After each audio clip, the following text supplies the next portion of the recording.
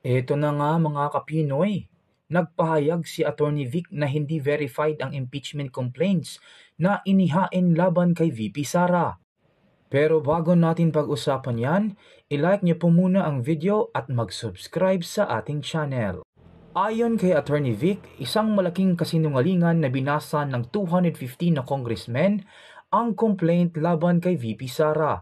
Ito ay sa kadahilan ng hindi sapat ang oras upang basahin ito at lalong-lalo na't marami ang babasa rito. Mga kapinoy, isa lamang ang ibig sabihin nito. Minagic talaga ang complaint para mapabilis ang paghatid nito sa Senado. Ikaw kapinoy, ano ang opinyon mo tungkol dito? Paki-comment sa baba para ating mapag-usapan. Magandang hapon po sa ating lahat at maraming salamat sa inyong pagsama uli sa akin ngayong hapon.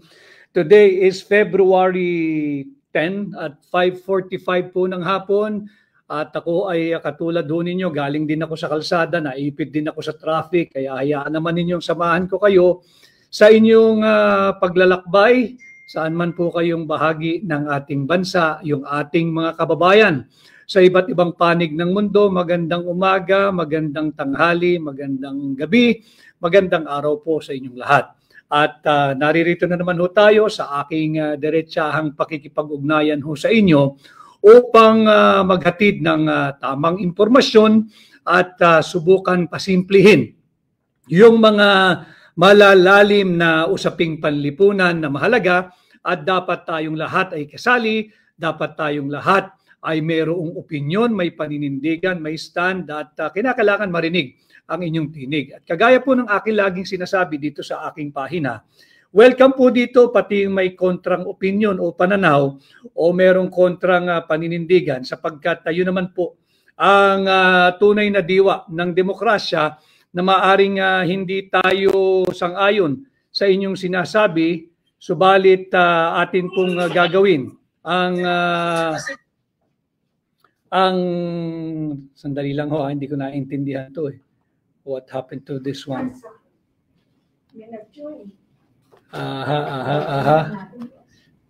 Paano? So yun nga ho, at kinakailangan lahat tayo ay may opinion, meron tayong stand at meron tayong punto de vista sa mga importanteng usapin na nagaganap sa ating lipunan. At ngayong hapon ay sisikapin po natin na pag-usapan, syempre, yung pinakamalaking diversionary issue na ginagawa po nila. Ito po yung impeachment laban kay Vice President Inday Sara Duterte. Tinatawag ko po itong malaking diversyon o panlilinlang o pambubudol sapagkat alam ho ninyo, kagaya po ng ating titulo, itong impeachment laban kay Vice President Inday Sara Duterte ay may tuturing na isang mere scrap of paper. Wala po ito. Ito'y isang parang tissue paper na diretsyo sa basurahan. At iyon po ang ating tatalakayin ngayon. Medyo aayusin ko lang po itong isang pahina natin dahil merong may nag-join. Ano ibig sabihin nun? Paano tayo i-exit sa kanya? Susubukan ko muna para hindi ako nalilito. Oo, hindi kasi tayo marunong dito. But anyway, ito pong ginagawa natin na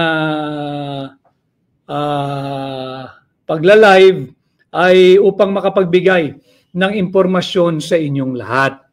Bakit po natin sinasabi na isang malaking diversyon itong impeachment complaint laban kay Vice President Inday Sara Duterte?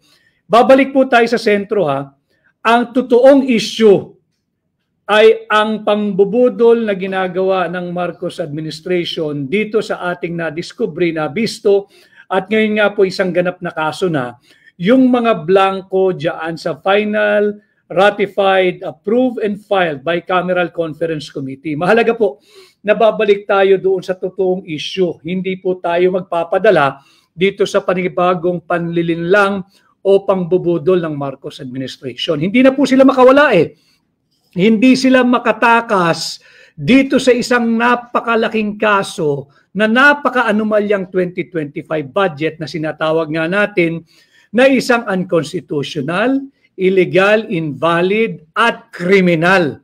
Sapagkat nakita natin na 28 items po ang blanco at sa 28 niya nagkakahalaga po lahat ng higit kumulang 241 billion pesos. Napakalaking pera. Pera po nyo yan. Pera ng sambayan ng Pilipino at yan po ay dapat nating pakaingatan at bantayan. Ang nangyari po kasi, yung mga nanumpa na mambabatas, kanila pong sinumpaan na kanilang pakakaingatan ang bawat sentimo na pera ng Pilipinas, na pera ninyo, pera nagmumula sa buwis na inyong binabayad, pinabayaan po nila sa ngalan ng korupsyon, sa ngalan ng kurakot. Saan ho kayo nakakita? Mangbabatas sila, mga veterano na. Yung ilan dyan, nakailang balik na sa Senado. Yung ilan dyan, nakailang beses nang balik sa Kongreso. Ano hong ginawa nila doon sa Bicameral Conference Committee report? Nagpasa lang naman ho sila ng blankong Bicameral Conference Committee report. Blanco ho, 28 blanks. 28 items ang blanco, hindi po maaari yun. And I'd like to take this opportunity to remind tayo pong mamamayang Pilipino. Alam ho nyo, may ginaganap yatang ngayong linggong ito ay ginaganap ang League of Municipalities of the Philippines. May convention sila dito sa National Capital Region ginagawa.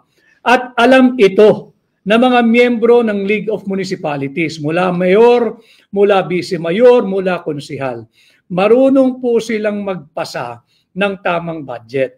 Itanong po ninyo sa inyong mga konsihal, yung konsihal ng munisipyo, konsihal ng syudad, konsihal ng bayan, alam po nila kung paano magpasa ng tamang budget. Bawal po yung may blanco, bawal po yung may patlang, at higit sa lahat, kahit isang sentimo ng may blanco, bawal po yon.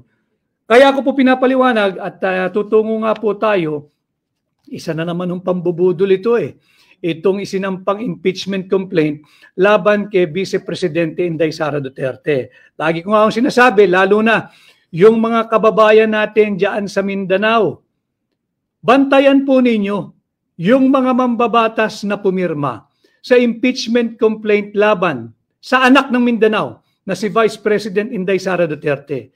Kayo po'y tinalikuran ng inyong mga mambabatas. Ito po'y pagtatraidor sa isang anak ng Mindanao na tapat na naglilingkod sa ating bansa bilang Vice Presidente. Hindi lamang ho pera ang ninanakaw ng mga tiwaling mambabatas. Pati po ang posisyon ng pangalawang Pangulo ay ninanakaw na rin po ng mga tiwali at elitistang mambabatas. Yan po ang katotohanan. Kaya bantayan natin, makisali kayo, makiisa kayo, at tuloy-tuloy po yung ating diretsong ugnayan sa inyo. Tungo po tayo ngayon dito sa unconstitutional din na ginawa nilang impeachment complaint. Sabi po ng press release ng House of Representatives, ang ifinail daw po nila, po galing ito ay verified impeachment complaint. Mahalaga po yung sinasabing verified. Ano po ba yung verified? Silipin po ninyo yung Article 11, Section 4 ng ating saligang batas. Importante po ito Watching from Mindanao, Zamboanga del Sur, si Neil Born C3. Maraming salamat, Neil. Malinaw po sa atin doon sa Article 11, Section 4 na yung modality o yung vehikulong ginamit ng mga mambabatas sa mababang kapulungan ay yung automatic transmittal ng impeachment complaint na nagiging articles of impeachment patungong Senado. Wala po tayong pagtatalunan doon. Kapangyarihan po exclusive ng House of Representatives na mag-initiate ng impeachment proceeding laban sa mga impeachable officers katulad ng Vice President. Wala po tayong pagtatalunan doon. Ibigay po natin yan sa mga miyembro ng mababang kapulungan. Subalit ang nakalagay po sa ating saligang batas, kung may pipirmang 1/3, at ito nga po pinagyayabang, pati ito pag-usapan natin, pinagyayabang ng mababang kapulungan, more than 1/3 daw ang pumirma. Nasa 240, more or less na ho ang pumipirma. More than 1/3 yan. 240 congressmen and women ang pumirma. Ngayon, sabi po sa ating saligang batas, dapat po ay verified. Ano po ibig sabihin ng verified? pumunta po kayo doon sa tinatawag nating Rules of Court. Nandiyan po yan, Rule 7, Section 4. Silipin po ninyo yung Rule 7, Section 4 ng Rules of Court. Alam po ito ng mga law students at ng mga abogado at kung meron po kayong kaibigan, kamag-anak o kapitbahay na abogado, makipagtalakayan po kayo, papaliwanag din po nila ito. Ayon po sa Rules of Court, yung Rule 7, Section 4, malinaw po dyan, dapat yung verification page, meron po kasi dyan na iyong pinapangako at yung sinusumpaan na ang iyong reklamo ay base sa iyong personal knowledge o dili kaya ay base sa authentic document na inyong binasa. Mahalaga ho yun kinakailangan iyong binasa yung complaint na pinirmahan mo. Tutungo ho tayo dyan, kinakailangan iyong binasa. Pangalawa, meron pa hong requirement dyan. Na yung binasa mo, bago mo lagdaan, kinakailangan yung allegation doon, yung bintang mo doon, yung reklamo mo roon, base sa iyong personal knowledge, personal mong nalalaman, o dili kaya base sa authentic documents. May nakita ka, nabasa mo yung authentic document, importante authentic hindi pwedeng photocopy, hindi pwedeng marites, hindi pwedeng chismis, hindi pwedeng kwento lang. So yan po yung kahalagahan ng sinasabi nating artikulo ng ating saligang batas. Bisitahin po ninyo, Article 11, Section 4. Itatawid po natin yan doon sa tinatawag nating Rule 7, Section 4 din. Rule 7, Section 4 ng Rules of Court. Malinaw po yan. At tutungo po tayo sa mismong Rules of Procedure ng 19th Congress nitong House of Representatives. Silipin po ninyo yung kanirang Rule number 2, Section 3. Rule number 2, Section 3 ng House of Representatives. Mismo, kung saan po nanggaling yung impeachment complaint. Nakalagay po doon parehas. Kinopya lang naman yan in supplementary character o pagkakaparehas, kinopya lang nila yung nakalagay doon sa Rule 7, Section 4 ng Rules of Court. At ang sinasabi dito, sa sariling patakaran o Rules of Procedure ng House of Representatives, Rule 2, Section 3, malinaw po dyan. Dapat nabasa nung mga mambabatas na pumirma yung buong complaint. Kailangan nabasa nila yan. Bukod dyan, dapat yung kanilang pipirmahan, yung mga aligasyon doon ay base sa kanilang personal knowledge. Personal nilang nalalaman, base sa kanilang personal na kaalaman o personal na karanasan. Pangalawa, ito po ay base rin dapat, kundi po personal knowledge or ang ginamit na salita, base sa authentic document. Tungo na po tayo dito sa pambubudol na lantaran upang pagtakpan ang napakamaanumalyang 2025 budget. Ito talagang usapin Alam mo ninyo, sabi nung una, pinagyayabang nila, 215 congressmen ang pumirma bago ho ito itrinansmit sa Senado. 215 At ang usap-usapan ho noon, nagsimula yung kanilang caucus ng alas 10 ng umaga nung araw na kanilang pinirmahan yung impeachment complaint. Alas 10 ng umaga, natapos po sila bago mag alas 5 ng hapon. So tanggalin na po natin yung lunch break. Tuloy-tuloy, wala na silang break. Pagbigyan na natin, kaganon sila siguro kasi sipag 7 hours po, 7 hours. Base doon sa ating saligang batas, base sa Rules of Court at base na rin dito sa Rules of Procedure ng 19th Congress ng House of Representatives, Rule 2, Section 3 ng sarili nilang panuntayan, kinakailangan nabasa. Imaginein ho ninyo, there are only 60 minutes in 1 hour. Lagay po ninyo yung 32 pages na verified impeachment complaint ay binasa, assuming binasa talaga ng bawat isang mambabatas ng 10 minutes each. Kasi babasahin mo At pag binasa mo, kinakailangan iniintindi mo yung aligasyon sapagkat seryosong usapin ito. You are trying to rob the Filipino people of a lawfully, democratically, legally, and constitutionally elected Vice President. So dapat yan line by line, inuunawa mo at sinisiguro mo base sa iyong personal knowledge or authentic document. There are only, kung tigto sa 10 minuto, sa isang oras ang makakapirma lang pag kanyang pinag-aralan ay 6. Kasi tig sa 10 minuto 60 minutes eh. Doon po sa 7 oras na sila'y nagpulong-pulong, lagay mo ng 6, i-multiply niyo po yung 6 na pipirma kada oras times 7, lalabas po dyan, ang makakapirma lang talaga ay 42. 42 congressmen and congresswomen. Ngayon, saan galing yung 215 na pumirma? Binasa ba nila? Naintindihan ba nila? Base ba ito sa kanilang personal knowledge or base ba ito sa authentic document? Pahabain po natin. Lagay na lang natin, marunong po silang lahat mag-speed read. Talagang mabibilis magbasa at talagang matatalino na intindihan nila yung aligasyon na kanilang ibinibintang at ipinupukol sa ating pangalawang Pangulo at dahil sa kagustuhan nilang nakawin ang posisyon ng pangalawang Pangulo, minadali nila. Lagay po natin na tigli 5 minuto kada magbabasa at pipirma.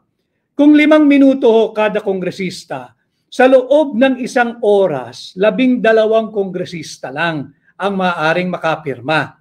Kasi nga ho, 5 minuto eh. And times 12, di 60 minutes po yun, 1 hour. 7 oras po silang nagpulong, closed door, lagay mo na, walang lunch break, wala lahat. Walang toilet break, walang water break, walang break lahat. 7 hours. Lagay po ninyo yung 12 times 7. Kada oras may 12 pipirma. Sa 7 oras, ang makakapirma lang ho, na umunawa, umintindi at binasa ay lalabas sa 84 congressmen and women. 84. Sa buong araw na yon na sila'y nagpulong ng 7 oras. 84. Saan galing? Yung 215 signatures. Ibig sabihin, merong hindi nagbasa, meron na lamang pumirma. Ano naman ho ngayon kung tanong ninyo kung hindi niya binasa? Gusto niyang pirmahan. Bawal po kasi yun. Yun po yung mahigpit na seguridad na binibigay ng ating saligang batas. Pagdating doon sa 1/3 na pipirmahan at i-endorso ng mga mambabatas, kinakailangan po verified impeachment complaint. Ano po uli ang ibig sabihin ng verified? Ito po'y dapat binasa, naintindihan, naunawaan, at ito'y base sa kanilang personal knowledge or authentic document. Ngayon, kung sila po'y magpapalusot na naman at bubuduli na naman tayo, sabihin nila na 2 araw nilang ginagawa itong makabudol na impeachment complaint, multiply nyo lang po yung aking halimbawa. Kung 10 minutes each, sa 6 hours, per hour, 6 lang ho makakapirma. Sa 7 oras, 42. Kung 2 araw nilang ginawa iyan, ganun din 84 lang ang makakapirmang umunawa doon sa kanilang verified impeachment complaint sa loob ng 2 araw. Hindi pa rin po mapapaliwanag bakit 215. Ngayon, kung sabihin po natin na nag-speed read nga po sila, magagaling sila, matatalino at henyo sapagkat sila lang ang nakakasagot ng 3 plus blank is equal to 6.325 trillion. Pagbigyan na rin po natin sila rito. Kung 12 kongresista po ang pipirma kada oras, sa 7 oras ay may 84. Kung 2 araw nilang trinabaho yan, 168 congressmen lamang po ang makakapirma. Sa 2 araw na yan, 168. Saan galing? Yung 215 congressmen. Paano nakapirma? Yung 215 congressmen doon sa impeachment complaint. Kung imposible na makapirma ang 215 sa 2 araw, higit pong imposible na makapirma yung 215 sa loob ng 1 araw, sa loob ng 7 oras na wala na pong break. Kaya sinasabi natin na talagang kulang, mali at hindi na naman naaayon sa ating saligang batas itong verified impeachment complaint. Malinaw po kasi, silipin po ninyo, ay kaya ho natin pinasisimple yung usapan sapagkat ang atin pong misyon ay maghatid sa inyo ng nararapat at tamang impormasyon at sinisikap ko pong pasimplihin itong mga mahalagang usaping bayan na dapat po'y kabahagi kayo. So ulitin ko, hindi po maaaring bigyang daan ng Senado itong baluktot at pambubudol na verified impeachment complaint. Unang-una, dahil hindi ito verified. Tingnan po ninyo yung last 2 pages ng complaint na yan. Pinirmahan lang nila at ang inattest lamang dyan ng Secretary General ng House of Representatives ay humarap sa kanya yung 215 congressmen and women at pumirma sa araw na yun. Pero hindi sinasabi doon na sila ay pumipirma at pinagbibintangan ang pangalawang Pangulo base sa kanilang personal knowledge or based on authentic document. Hindi po yan yung kontemplasyon ng sinasabi ng ating saligang batas, Article 11, Section 4, na dapat po ay verified impeachment complaint kung ang gagamitin po nilang pamamaraan ay yung may nag-endorso na 1/3 ng miyembro ng House of Representatives. So, kaya po ang titulo natin, mere scrap of paper. Basura po yung final nilang verified impeachment complaint. At isa na namang pambubudol dahil hindi po ito verified.